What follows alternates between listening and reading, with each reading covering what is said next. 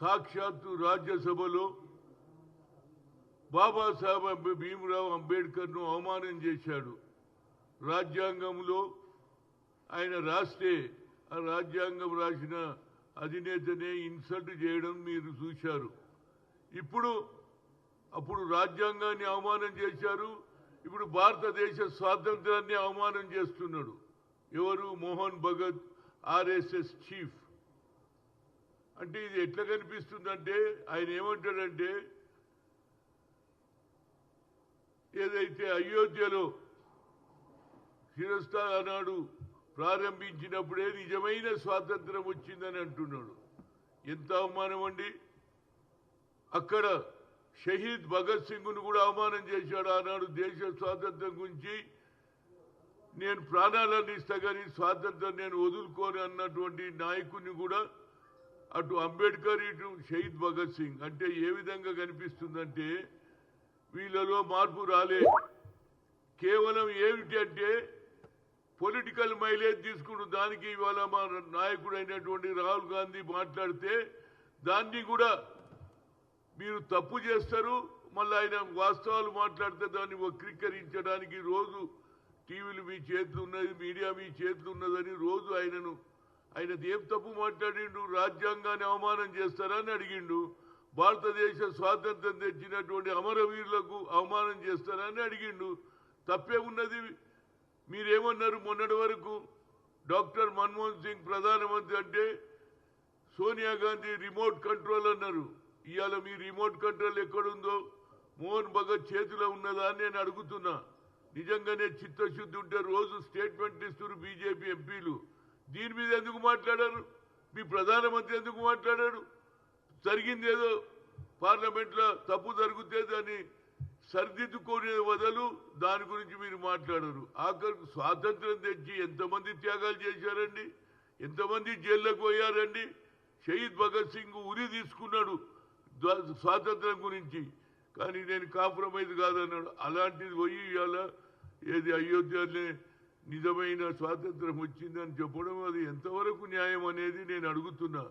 ఇది ప్రజల్లో తీసుకుపోవాలి. ప్రతి కార్యకర్త సంవిధాన్ బచావ్ అనే నారతోటి మనం చెప్పాలి. ఎందుకంటే వీళ్ళ ఆలోచన చరిత్రను వక్రీకరిస్తున్నారు. రేపు ఏదైనా క్వశ్చన్ వేసిన అనుకో, ఎస్ఏ కాంపిటీషన్, డిబేట్ కాంపిటీషన్లు అంటే స్వాతంత్రం ఎప్పుడు వచ్చిందంటే వీళ్ళు అయోధ్య ఓపెన్ అయినప్పుడు వచ్చిందని పిల్లలు రాస్తారా లేదా? ఏం అన్యాయం అండి! అంబేద్కర్ రాష్ట్ర రాజ్యాంగాన్ని కూడా నువ్వు అవమానం చేస్తావు. దేవుని పూజ చేస్తే స్వర్గానికి పోతావు అని చెప్తావు. పిల్లలను కూడా నువ్వు చరిత్రను వక్రీకరిస్తున్నావు. ఇప్పటికన్నా నరేంద్ర మోడీ నీ ప్రభుత్వం ఎందుకు జవాబు చెప్తలేదని అడుగుతున్నా. అమిత్ షా ఎందుకు సారీ చెప్పడని అడుగుతున్నా. ఆఖరికి స్వాతంత్రం ఎప్పుడు వచ్చింది? 1947లో అయితే అయోధ్య మొన్న ఏది ఇనాగ్రేషన్ అయితే అప్పుడు స్వాతంత్రం వచ్చిందని మోహన్ భగత్ చెప్పడం ఆయన చదువుకున్నాడా? లేకపోతే కొంత ఏది మతి స్థిమించిందా? ఏం మాటలండి ఇది! మీరు చేసే తప్పులు వచ్చే తరం వారికి చరిత్రను ఎక్కడ రాయాలనో తెలియనట్టున్నది. అరే ఇది రాయాలనా అది రాయాలనా? పిల్లలకు కూడా నువ్వు చరిత్రను వక్రీకరించడం ఎంతవరకు న్యాయం? నేను నిజంగా చెప్తున్నా, రాహుల్ గాంధీ గారు కరెక్ట్ మాట్లాడిండు. దీన్ని మీరు ఎన్ని చెప్పినా కనుక మన పైన పెద్ద బాధ్యత ఉంది కార్యకర్తల పైన. భారతదేశంలో తప్పనిసరిగా ప్రతి ఒక్క పౌరుడు చరిత్రను వక్రీకరిస్తున్న దాని వ్యతిరేకంగా అక్కడ ఏది సంవిధాన్కు బచావ్ అని, రాజ్యాంగాన్ని కాపాడాలని, అదేవిధంగా ఇవాళ స్వాతంత్రం 1947లో షహీద్ భగత్ సింగ్ లాంటి వాళ్ళు ప్రాణాలు త్యాగాలు చేసి జైళ్ల పాలయ్యి ఎంతో మంది చనిపోయి ఈ దేశానికి స్వాతంత్రం మహాత్మా గాంధీ, పండిట్ జవహర్లాల్ నెహ్రూ, సర్దార్ వల్లభాయ్ మౌలానా గారు తెచ్చిన స్వాతంత్రానికి వక్రీకరిస్తున్నారని దేశ ప్రజలకు చెప్తేనే తెలుస్తుంది. ఎందుకంటే వీళ్ళు మాట్లాడే మాటలు ఎట్లున్నాయంటే చరిత్రను వక్రీకరించి కేవలం వీర్ సవార్కర్ కార్యక్రమం మొదలుపెట్టిండ్రు. ఎవరైతే ఈ దేశంలో మహాత్మా గాంధీని చంపినటువంటి వాళ్ళు ఇవాళ మాట్లాడుతున్నారు. దాన్ని మనం తప్పనిసరిగా ప్రతి కార్యకర్త తిప్పి కొట్టాలని కోరుతున్నా. దీన్ని ఖండిస్తున్నా. వాస్తవాలను ప్రజలకు వక్రీకరించుతున్నటువంటి ఎన్డీఏను బజార్ల ప్రతి ఒక్కరు కూడా చెప్పాలి. ఈ ఎన్డీఏకు బుద్ధి చెప్పకపోతే ఇలాంటి మాటలే మాట్లాడుతూ చరిత్రను వక్రీకరించే కార్యక్రమాన్ని మనం అడ్డుపడాలి, వాస్తవాలు ప్రజలకు చెప్పాలని కోరుతున్నా. Thank you.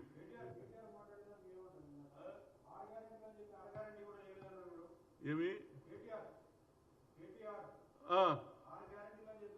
చూడండి, ఆయన ఏదైనా ఈడెందుకు మాట్లాడుతుంటా బాబు, ఆయన మా ముఖ్యమంత్రి పోయి ఢిల్లీలో మాట్లాడిండు, దమ్ముంటే నువ్వు కూడా పోయి చెప్పాడా, మీరు ఏం గొప్పతనం చేసిండ్రో, నిన్నటి వరకు ఏమైందో మీ ఢిల్లీలో మీ సంగతి మీరు కూడా పోయి ఆడ క్యాన్వాసింగ్ చేయొచ్చు కదా.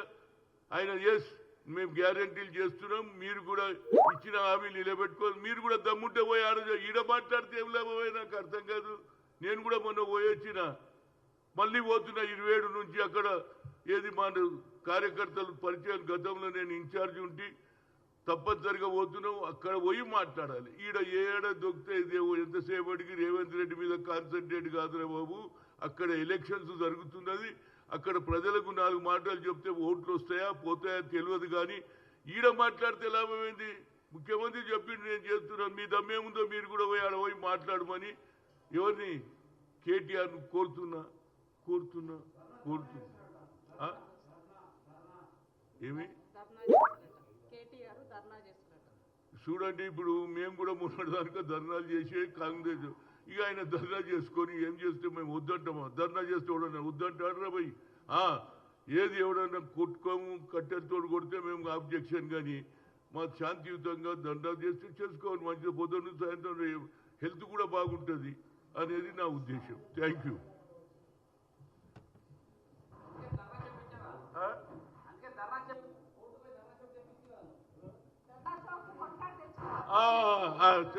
సరే ఇవాళ ధర్నా చౌక్ గుర్తొచ్చింది కేటీఆర్ కు.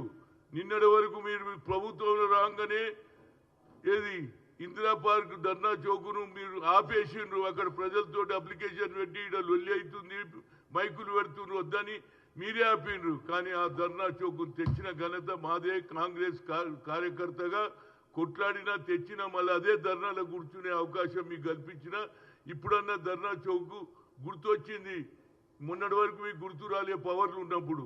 ఇవాళ మీరు కూడా మేము కాపాడినటువంటి ధర్నా చౌక్లో మీరు ధర్నాలు చేస్తున్నారు, నాకు చాలా సంతోషం ఉంది. ఎందుకంటే ధర్నా చౌక్ని ఎత్తేయాలని చూసిండ్రు, ఢిల్లీలో జంతర్ మంతర్ ఉండొచ్చు, ఇక్కడ ధర్నా చౌక్ చేయొద్దని మీరు ఆపడానికి ఫుల్ ప్రయత్నం చేసిండ్రు. కానీ జ్యుడిషియరీకు నా నమస్కారం, వారు అవకాశం ఇచ్చింది కాబట్టి ఇలా అందరూ ప్రతి ఒక్కరు కూడా తమ బాధలు చెప్పుకోవడానికి ఆ ధర్నా చౌక్లో కూర్చుంటారు. అదేవిధంగా కూడా కేటీఆర్ కూడా ఆడనే కూర్చొని రోజు ధర్నా చేస్తే బాగుంటుంది అనేది నా ఉద్దేశం.